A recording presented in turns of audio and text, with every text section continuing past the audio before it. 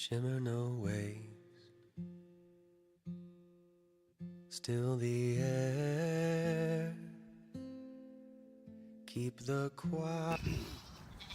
Hey guys, so I have my husband Josh here helping me with a couple things with the goats and sheep today. Today we'll be worming and trimming hooves on the sheep, as well as trimming the hooves on the goats. These are our Southdown baby doll sheep that we got from a local breeder. Came across Silver Branch Farm in Stanton, Virginia, where the owner was actually downsizing her herd. So that's how we got these three. Emma here, Haley here, and Teacup is the one you cannot see right now. She's sniffing my camera. She's very interested in it today. But she may have bred her sheep again this year, so I'll link her website in the description if anyone is interested in the breed. We're gonna grab Emma to get started. Come here, girl. We have to lure her with some grain. Come here, girl. Hey, Emma.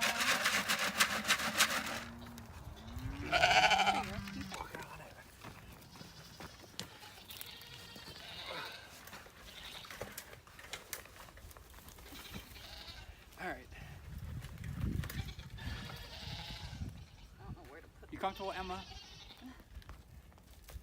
So the first time we did this with the sheep, we tried to pin them to the ground to trim their hooves, and we learned quickly that they just don't like that. They are flight animals, which makes sense. It was just the first time we did it, so it was the first thing that came to mind. But after a little research, we found that people cradle their sheep, and it seemed kind of crazy, but as you can see, she's perfectly content. So we'll get started so it's as short as possible for her. So I'm going to show you here kind of a close-up, try to get as best as I can. But you see how this is really overgrown on the side. You want to trim that down as best as you can so it's flat. First time I did this, I was afraid it was going to hurt them, but they'll be fine. They benefit from this. So you want to make sure you can get it as flat as you can, and you can see the white up here. That's a good thing. You want to trim their heel as well down here. Takes a little bit of practice to get it right. I'm sure I'm not a pro either,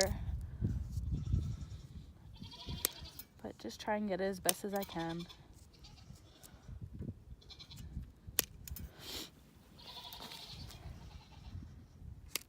And it was recommended from our breeder that we do this.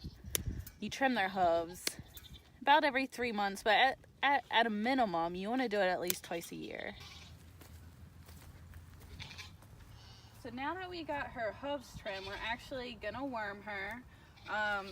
This go around, we're going to use ivermectin. You can see that. Our breeder recommended that we use ivermectin and Safeguard just because it fights off different types of worms, and your worm load will be different depending on if you rotate your sheep, what time of year it is, if you have other animals with your sheep. So we just like to rotate that so we're being as proactive as possible. by checking the eyelids of the sheep is a good way to determine the worm load within their body. So when you check the eyelids, you want to see this nice pink color, as you can see here. If you see it's white, it actually means your sheep is anemic, which is an indication that there's a high worm load in her body. So you want to contact your vet immediately because it needs to be treated and can be fatal if not.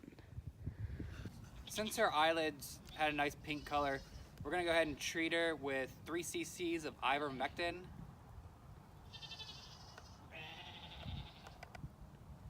So whenever you give a sheep or goat any type of oral medication, you want to make sure you have it to the side, so that way you're not shooting it directly down their throat. And as you can see, she took it really easy.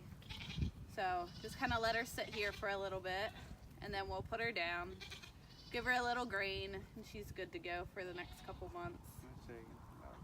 Down deep, don't fold, for the faintest wind might blow you off your mark, off your game.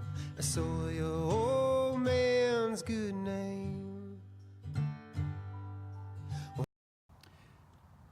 This is the first time that we've trimmed Jack's hooves, so we might not respond to this very well. It's like trying to nibble on my fingers. So we've talked to a few other farmers and asked how they go about trimming their goats' hooves. And they have mentioned that they put them in their milking stand. In the future, we're hoping we can do that, but since we're not actively milking our goats, we haven't really got to that point. We do have a milk stand. We bring it out every once in a while just so the goats can be familiar with it, but they're not trained to it yet. He's just chilling out. He's doing really good.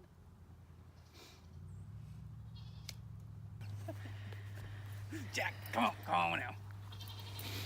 It's a good thing he's disbutted or I'll get cracked in the face a couple times. How's his hooves look? Really good. You can see here with the goats, we're doing the exact same thing. We're just taking off this excess here. You can see it's nice and white. He's flailing his head around. He's being dramatic. Jack. But his hooves actually look really good. That's the sky.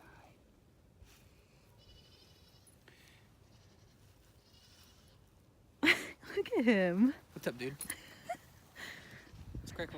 So the goats currently don't need to be wormed, but we're gonna go ahead and check their eyelids to see how the color looks. We're gonna check their eyelids just the same way as we did with the sheep. Poked him in the eye. You can see it's nice and pink, so he's good to go. We're gonna get him on the same worming schedule as our other girls, so just wanted to make sure he's good. And it feels like something is coming, and I'm glad it's finally here. And it might be worth our becoming, like the wolves we used to fear, and now we listen now.